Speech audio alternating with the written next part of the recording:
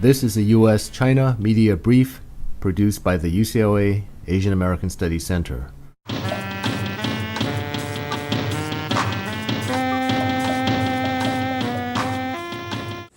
Here's one that speaks for a worker who's retired from a state-run enterprise and seen his government pension dissolve into almost nothing.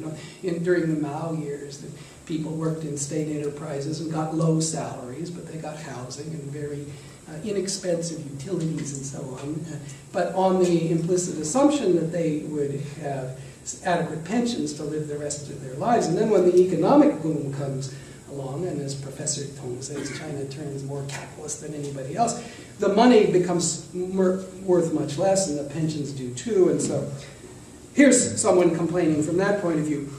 I worked my whole life for the party and had nothing at the time I retired. Now they tell me to live off my kids, but my kids one by one have been fired. I want to skip to blogs, which is another interesting source for popular feelings and quests for values, especially in the last few years. There are far, far too many blogs to cover even a small portion of them.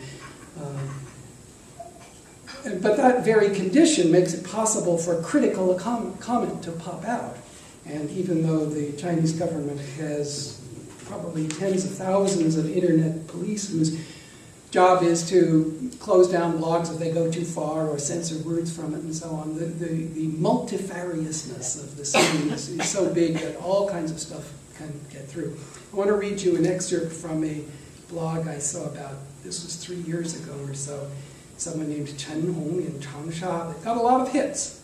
And it sort of picks up on the Shunko Liu that I just read you about, the laid-off worker whose pension had gone away. And it includes these lines. To us workers, economic reform has meant layoff and unemployment. It has meant that the wealth and the benefits born of our labors of yesterday have been plundered by the privileged elite. Back in the days of the planned economy, the entire production and profit of our factory went to the state, while we workers got only nominal monthly sustenance. We were supposed to be the masters of the state, and the surplus value we produced was supposed to be saved for our pensions, but now our pensions are practically zero. You managers lay us off, you say, in order to make the work units more efficient. That might be fair if you had been capitalists in the first place, but you weren't, and you aren't. You're the managers of state enterprises owned by us, the workers. You don't own the factories, so how can you get the power to fire us? This rip-off of labor is a classic political process, not a market mechanism, and maybe it's only this wild force, this kind of wild force, that has created our big economic miracle in the first place. Now, I read you this for its content, of course, but also because, as I mentioned a moment ago, this got more than 1 million hits within just a couple of weeks after it was posted and before it was closed down. So it shows that it expresses views that are pretty widespread. Other blogs had stories, real stories, about how corruption works. By gift giving, of course, everyone probably knows that, for going through deliberately losing at mahjong. I didn't realize this until I read this blog, but one way that one can give a bribe without having a paper trail that can be traced is to bring your benefactor to play mahjong and bet a lot of money and lose on purpose. Oh, gee, I lost and you won. Well, and both sides know what happened, but there's no way to prove what happened.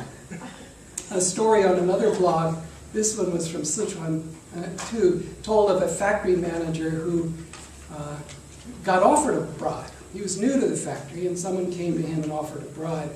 So he, naively I suppose, went to report it to his superior, the party secretary. What should I do? This man offered me a bribe.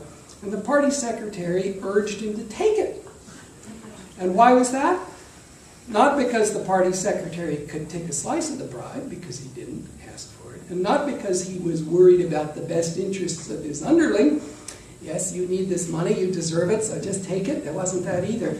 It was that he wanted the underling to be corrupt and wanted him to know that he, the party secretary, knew that he was corrupt because he, the party secretary, was also corrupt. If you know that I know that you took a bribe, then you will keep quiet if you learn that I take bribes, was the reason for that advice. Sometimes, though, the bribery seems a bit ambiguous in this moral universe of popular thinking that I'm trying to understand.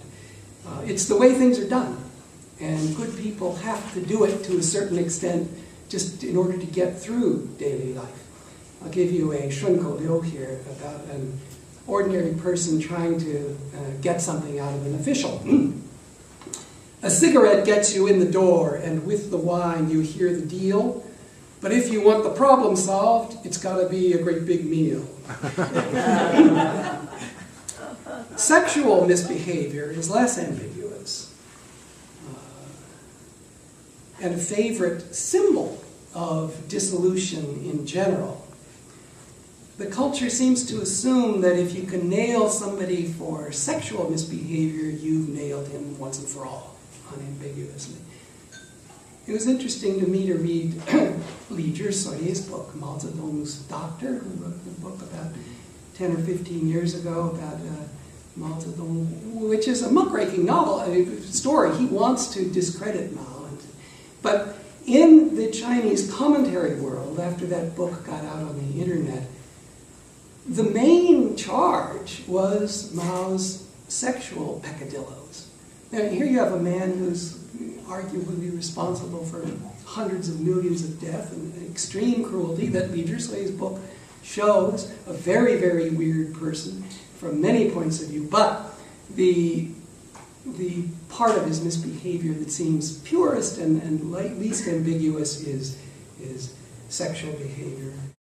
The preceding copyrighted program is a property of the University of California, Los Angeles. All rights reserved.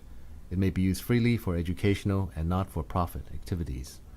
For other uses or to make an inquiry, please contact the Asian American Studies Center at UCLA.